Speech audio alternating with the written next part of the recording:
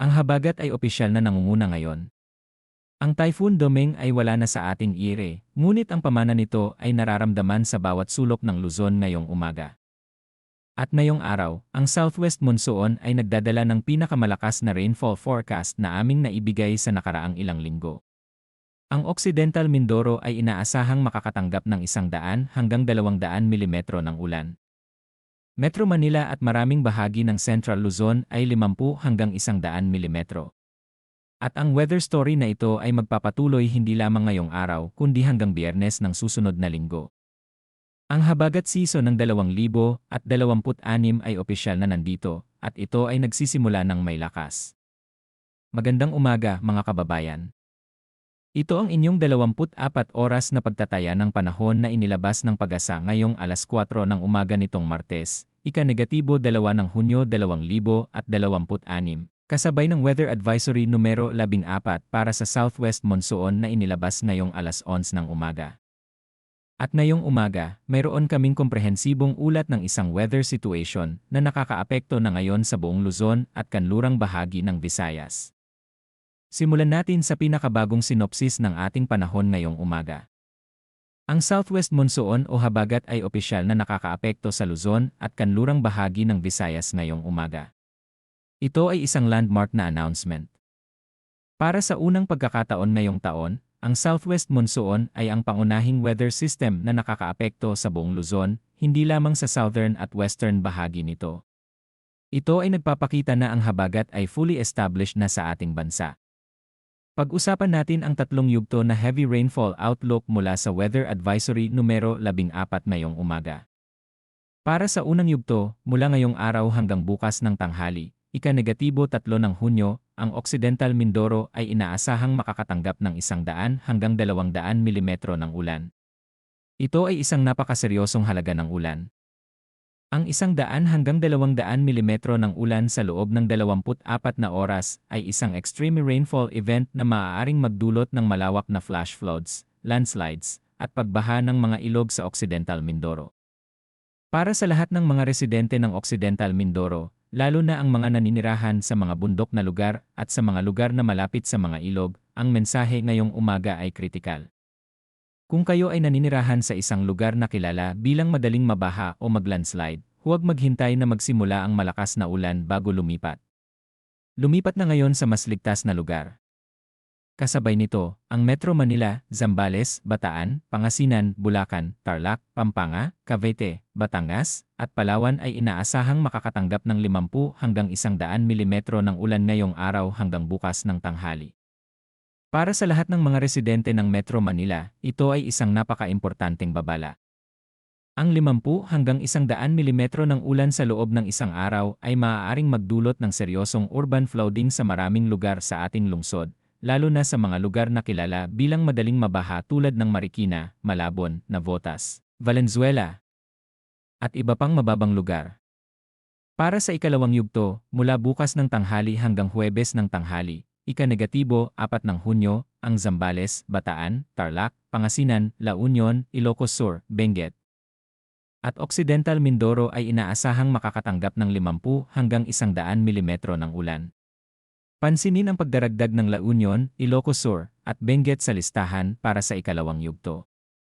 Ito ay nagpapakita na ang pinahusay na habagat ay patuloy na gumagalaw patungo sa mas hilagang bahagi ng ating bansa. Para sa mga residente ng Benguet, ang malakas na ulan sa isang lugar na puno ng mga bundok at mataas na lugar ay nagdadala ng mas mataas na risk ng landslides.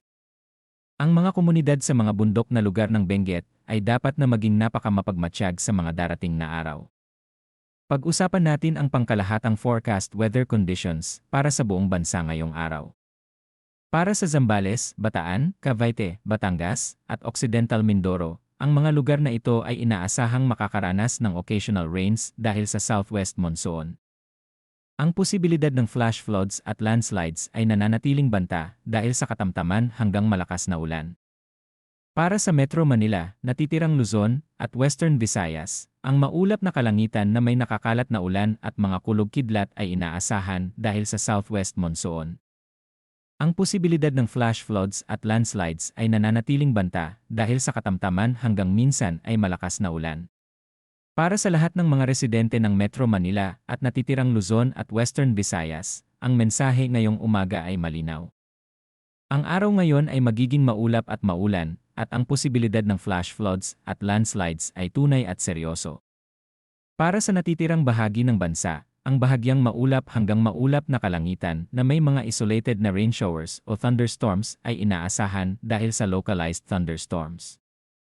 Para sa kondisyon ng hangin at karagatan ngayong umaga, para sa extreme northern Luzon, ang hangin ay moderate mula sa timog kanluran na may coastal waters na moderate at umabot sa 1.2 hanggang 2.5 metro.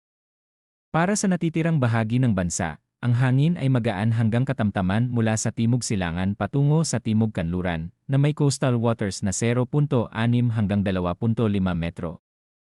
Pansinin ang napakamalawak na range ng coastal waters para sa natitirang bahagi ng bansa, mula 0.6 hanggang 2.5 metro.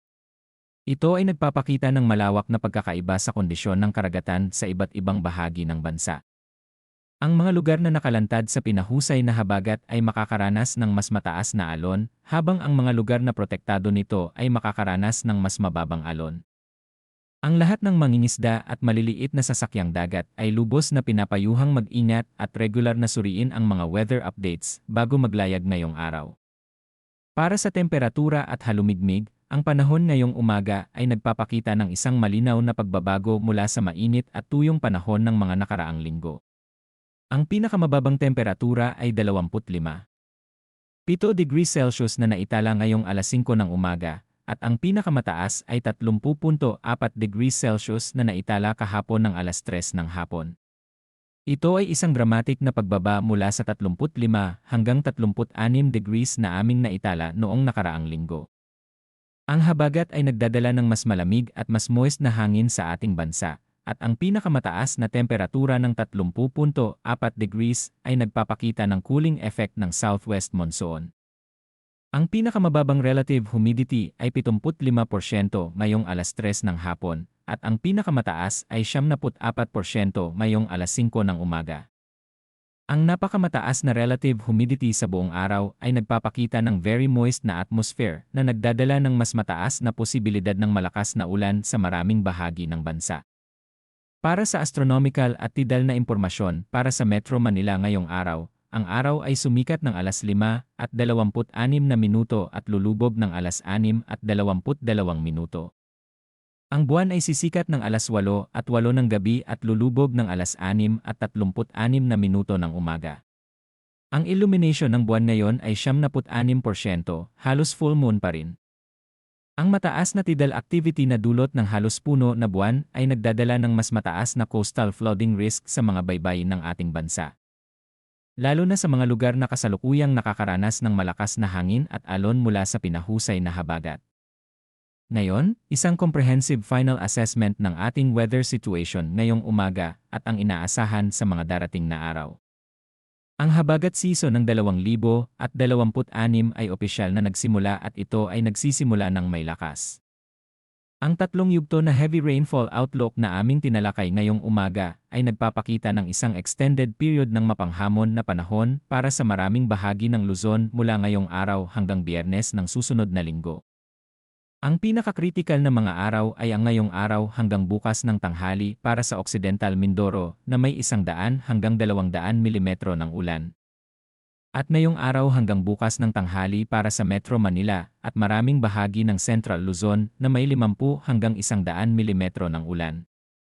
Ang mga lugar na ito ay dapat na nasa pinakamataas na antas ng pagbabantay ngayong araw. Para sa lahat ng local government units at disaster risk reduction officials sa Metro Manila, Central Luzon, Calabarzon, Ilocos Region, Cordillera Administrative Region, at Mimaropa, ang mensahe ngayong umaga ay malinaw at urgent. Tiyakin na ang inyong early warning systems ay fully operational. Tiyakin na ang inyong mga evacuation centers ay standby at handa. Tiyakin na ang inyong mga rescue teams ay on standby. At tiyakin na ang inyong mga komunidad ay may malinaw na impormasyon tungkol sa heavy rainfall outlook at kung saan sila dapat pumunta kung kinakailangan nilang mag-evacuate. Para sa lahat ng mga residente ng Metro Manila at Greater Manila Area, ang mensahe ngayong umaga ay simple. Handa na kayo ngayon. Ang habagat ay nandito na at magdadala ng malakas na ulan sa ating lungsod sa mga darating na araw. Ang urban flooding ay maaaring mangyari sa maraming lugar. Alamin ang inyong evacuation route. Ihanda ang inyong emergency kit. At regular na suriin ang mga opisyal na advisory ng PAGASA. Ang susunod na weather update ay ilalabas ngayong alas 11 ng umaga. Manatiling ligtas, manatiling handa, at manatiling informed mga kababayan. Ang habagat season ng 2026 ay opisyal na nagsimula. Ang ating bansa ay kailangang maging handa. Ito ang inyong weather team, laging nandito para sa inyo, laging nag-aalaga, at laging handa. Magandang umaga at maingat sa lahat.